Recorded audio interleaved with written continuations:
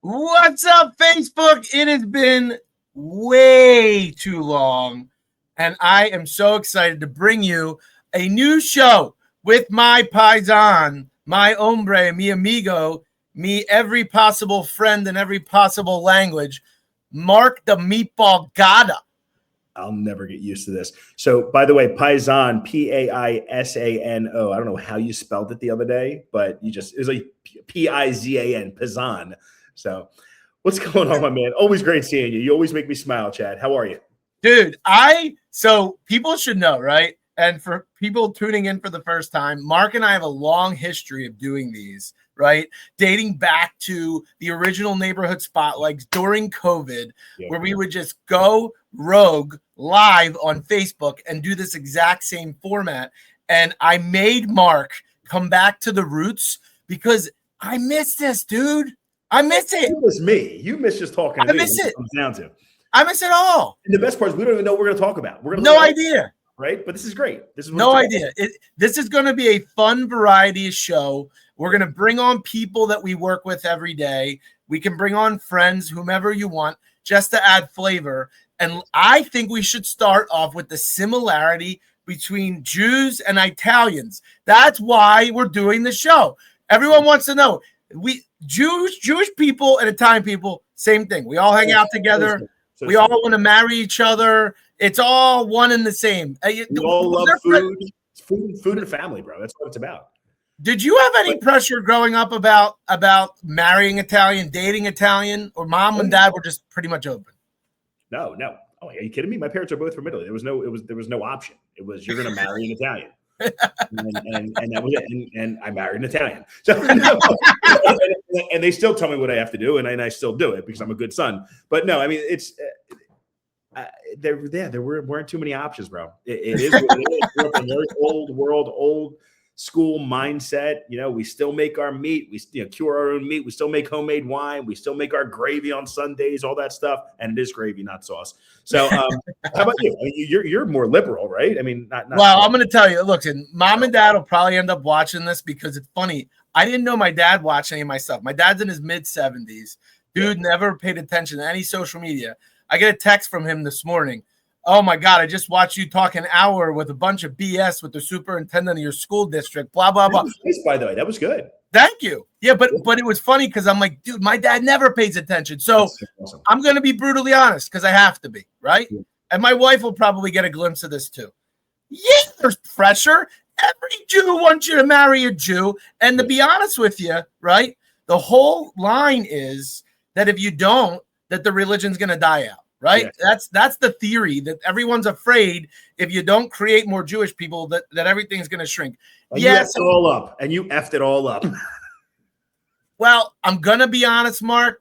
I tried. I tried. It's got nothing to do with you Jewish, beautiful women out there. Yeah. But I had an affinity to an Irish Catholic woman. Good man. Listen, I will tell you, it's funny because when we talk about the similarities between Jews and Italians, in my younger years, all I ever dated was Jewish girls.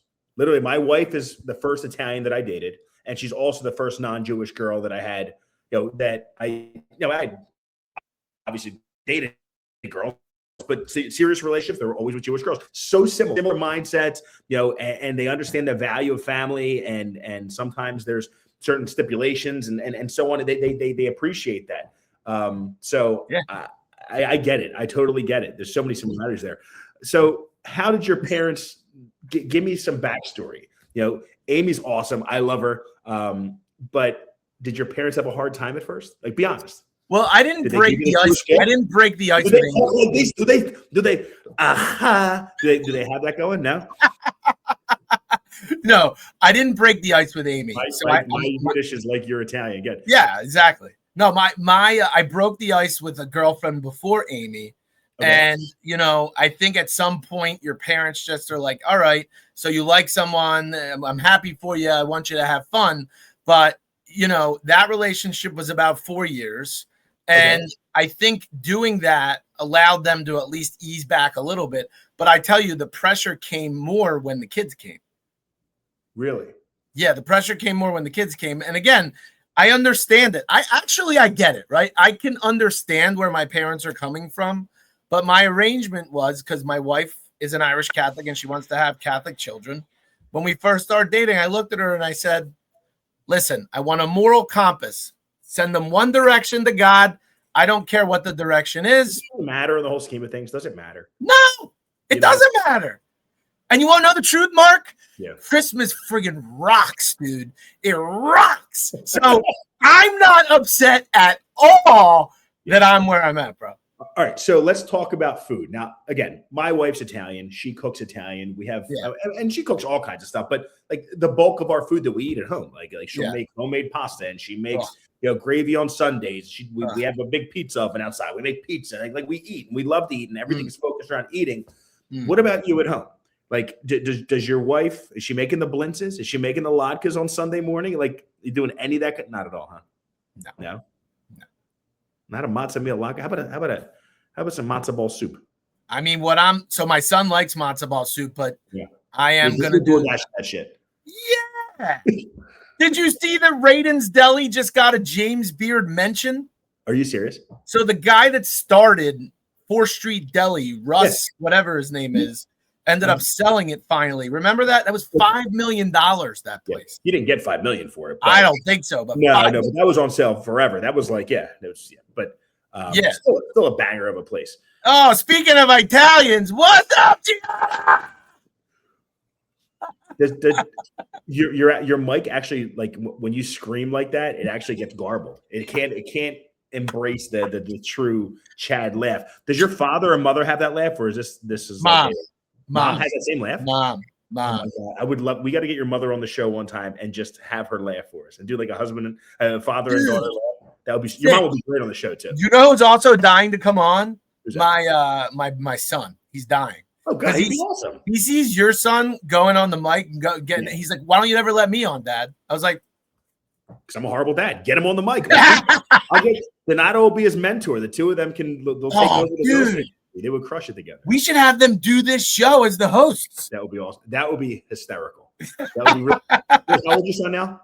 Oh, Lily. Gianna said we could bring Lily on too. That'd be dope. Yeah, that'd be dope. My son has this podcast that he does, right? And he's more consistent than I am, but he does this thing, and apparently it's I don't want to call it a podcast, but it's on Snapchat and whatever they call it. So he has like members that can log in and they can watch what he does, and he'll sit there and he just talks. Yeah. And he's got like more followers than we do on this piece of shit show, right? But the reality is, no, he does. He's got people that engage, and like to the point that no joke, we went to the clubhouse the other day in Newtown, right? The bar. Yeah. I went to grab a bite to eat. All of a sudden, the server comes over. Donato. I'm like, why is a 40-year-old lady coming over and saying hi to you? Oh, her daughter follows my show. I'm like, are you kidding me? And then he proceeds to look at me and say, now keep in mind, my son's 13, right? He looks at me, he's like, Dad, just so you know, I said, let me watch this and see what it's all about. He looks at me, he's like, just so you know, Dad, I curse freely on this show. I said, excuse me? I'm going to smack the crap out of you. I curse freely on this show. And I watched it, and I got to be honest with you, sometimes, like, and my kids don't curse around me, nor do I allow that. Yeah. But I'm watching it, and it's like, sometimes they try to force a curse out and whatever. Like, he just flows. I'm like, and he doesn't say anything bad. Like, but I'm like, he curses freely. He won't do it again. Believe me. I told him we wouldn't. But anyway, so yeah, we got to get Lily and your son and my son on one of these shows. Listen, Gianna, we need guests. So you're going to come on Meat and Matzah maybe in the next week or so, babe. Okay, we're going to do this. We're not. Mark and I are going solo every week. We got to bring some of these people on. See us talk. People. And listen, and this isn't an Opus thing. This is something that we want to open to everybody in the community. Yeah. We'll bring anybody on anywhere, anytime. Other business owners. I just want to be able to, spit knowledge, talk about fun stuff, and just the lighter side of what we do. We can talk about some fun things. We can talk about some craziness. We can talk about why Chad looks like Robert De Niro when he makes that face. Maybe we can do slow motion reel to the. Dude, so wait. But I do want to talk a little bit of Opus because you guys always have stuff going on. When are the awards? When's the awards ceremony? This Thursday. Thursday night. Dude. Can you drop any hints? Can you give us any cookies? Well, let's see. I mean, I will tell you that New Jersey has grown exponentially this year, and so has we've grown as a brokerage this year. We're very blessed, but there's a lot of change when it comes to awards. Who won last year versus who won this year? I don't think there's one award that someone took last year that's getting the same award this year. So I'm really looking forward to it. The one thing, and I will mention, is the one award that's more important to me than any of the awards of, like, top producer, top sale, top team, all that stuff. That's great. That's what makes the company go around. But we have one award. You remember our buddy Ian Henline? Yeah. Remember Ian that passed away? My boy. Yeah. So I don't know if you knew this, but we did name an award after him. Yeah, Andy, you're coming in, dude, bud. You're coming in. We got some awards for you, my man. We got some awards for you, brother. So we have, on a serious note, that this Ian Henline DeWitt award that we have. Ian had passed away suddenly. He was an agent of ours, and we loved him dearly. And ironically, how things come full circle. When Ian started his career, and through the bulk of his career, he worked with Bob Romagli. And we acquired Bob's office, and now we work with Bob Romagli as well. And Ian ended his career with us. So I think he had some doing in that, because he had always said, when he came from Bob's, he had a tremendous amount of respect, and always had a tremendous amount of respect for Bob, as I do, as so many agents do in this area. But he always emphasized the fact that we're very similar. We need to work together in some capacity. And look at this. So if you don't think that he had something to do with that, you're wrong. So Bob's getting the award? No. So that was a little backstory on Ian. So Ian passed away suddenly. But Ian, if you recall, was really the epitome of what it means to be an Opus agent. So Ian, always led with his heart. He was always putting others first. He wasn't worried about himself, never cared about the sale, always volunteered his time. And to me, that's what it means to be an Opus agent. So we created an award a few years back in honor of him, the Ian Henline DeWitt Award. So that is an Agent's Choice Award. KP, what's up, brother? That's an Agent's Choice Award. So it's like American Idol, the agents vote. And the first recipient was Christina Swain. Last 2 years ago was Kevin Donlin. Last year was Nathan Hodson. And these are amazing agents. And this year we'll have to see who it is. But that is my favorite award, more so than anything else. And again, the agents are awesome. We have so many great things. Rookie of the Year, and we have some gag awards. I think Andy won last year, most contributions to the swear jar, because he mother effs everything he says, every other word. So he won that. But lots of fun. Do you cut the mic? Like, if you start hearing, do you tackle, or do you cut the mic? Or no, I just let him go. Listen, last year George took his shirt off. It's like. And we took pictures with him, professional pictures. So it's kind of one of those no holds barred. We have fun, because that's what we do here. And that's that. Oh, so, man, that is wild. Listen, I love it. Yeah. So listen, I don't want to belabor this. I want to make sure that we keep these short, we keep them fun, 15, 20 minutes, so people can hopefully tune in and engage. But what is your vision of this moving forward? It's a fun variety show. Showcasing our personalities, interacting with the people we do our day-to-day with. Beautiful. Perfect. How was that? That's summed it up. And I want you to make fun of me as much as you can. I can make fun of you? Yeah. As much as I wanted to say your ears look tremendously large with that hat on backwards, that's okay. Absolutely. And your head is as shiny as ever, sir. Shiny, and not only is it shiny, it looks like there's a beam coming from heaven on my head. You see that? It's like, this way. That's a big Bruno! Hey, we got to bring him on again, too. Absolutely. That guy's king. We love Bruno. Bruno's going to be coming to our happy hour. We're singing karaoke together next week, me and Bruno. You're not involved with that one, Pat. That's only agents, but that's okay. So you're only doing agents. Yeah. We can't sneak in though. I can't stop anyone. It's a public place. Okay. I'm just curious. I am going to try. Listen, if I had to guess, there will be people there outside of different brokerages. It is open to agents only. And here's, let me preface that. It's not like we don't want to, hang out with, the title companies, the mortgage companies. We all have our relationship and our friends, but we don't want it to be sponsored by anyone. Sure. We want to come in. I want to buy my own drink. If I want to buy somebody else a drink, that's fine. If they want to buy me a drink, that's fine. But this is not an Opus event. This is not an Honest event. This is not a Robin Kemmerer event. This is not a KW event. This is not a Remax event. This is a brokerages coming together, building relationships together, having an awesome time together. And that's really what it is. And we don't have to worry about lenders saying, "Oh, well, I sponsor this." Now you're going to hear some kind of pitch about what products I offer, or a title company trying to, So yeah, if somebody wants to sneak in, of course, we're all family. We all love each other, but it won't be sponsored by anyone. So this way, we're all at the same level. If somebody wants to look at you and say, dude, you got big ears, take that hat off. You're not buying me a drink. They don't have to kiss your ass if you bought them a drink. They can do whatever they want to. You know, I love it. You just summed up the real estate business in about 30 seconds. Yeah. How much ass can you kiss to earn business? And that's not the way we work, unfortunately. But you know what? We understand that. We work on relationships. We don't want to work with people that we don't like. Before we go, right? Because I want to make this a timely thing too. And I know we're mostly going to do other topics, and I want to talk about. And I have two other quick things. Okay. Yes. The first thing is Buckner's event, dude. That was off the hook, bro. Freaking awesome. It's great. That was fun. Great time. Took the party bus. You drink a little bit or what? What's that? You drink a little bit? Yeah, I drank like I was going to the electric chair. No. I had a couple of honestly, whenever I'm out, I like to I drink homemade wine at home. Whenever I'm out, I never drink in excess. I don't like anything that's going to make me feel. Wait. So your drink of choice is homemade wine? Oh, always. Okay, now who makes the wine? Me and my son and my father.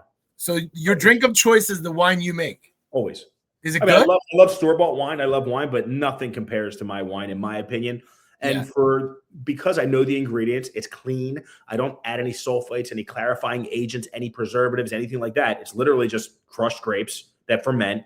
And, I've run them through filters so they come out nice and clear, but it yields a great product. And because I don't add any chemicals or sulfites, I could drink a gallon of it. I'm not hungover the next day. Not that I do, but. What up, Dominic?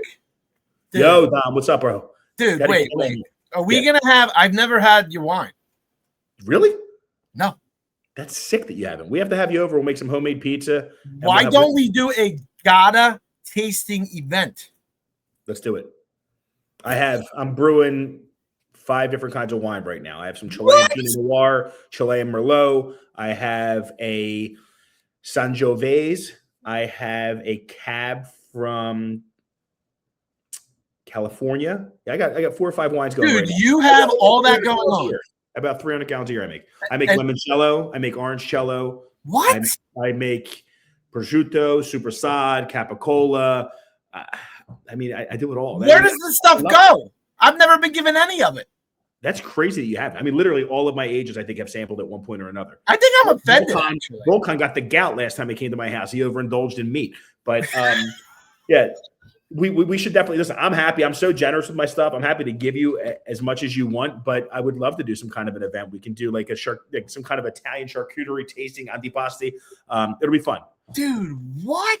I can't believe you didn't know that. Yeah. No, you're like it. So I'm like a Jew that's not a real Jew at this point. You're what we call a Wonder Bread Whop in Italian, but you're the Jew version of that. And you are like a legit Italian. My parents are both from Italy. We also but that doesn't mean you like carry through and live off the land. Most I didn't think that was going to happen.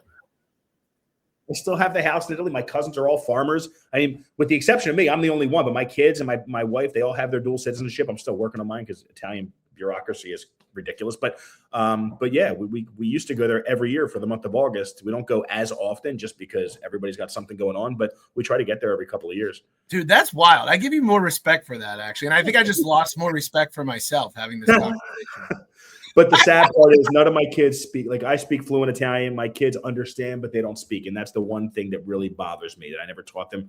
Like, when my kids were with my parents every day, because Maria and I were working, they spoke and understand everything. And then as time goes on, they do understand. And my oldest son does speak a little bit.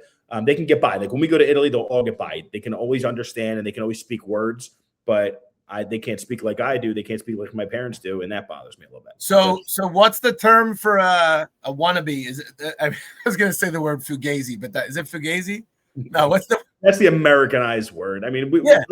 We don't we refer to everybody that isn't Italian as a Metagon, right? So a Metagon. Yeah. Metagon is like just like an American, but that could be you're a Metagon. You could be from Germany and be a Metagon. If you're not Italian, you're a Metagon. It doesn't matter. You know what, Mark? We're gonna add a segment. We're gonna add an Italian word of the week to the show. Okay. So this week's word is Metagon. Metagon. Okay, that sounds good. Definition: if you ain't Italian, you Metagon. You're Metagon. Exactly. That's it. And you know what? That's how we're gonna leave it. We're at 1957. Let's drop this mic and be on our way. This is gonna be fun. I'm glad you got me doing it. Are we doing this every week, same time? Every week. Every week. It is, if you want to be on this show, aside from texting us, you ready for the email, Mark? You ready? Yep. Put it out there. It's meatandmatzah@gmail.com.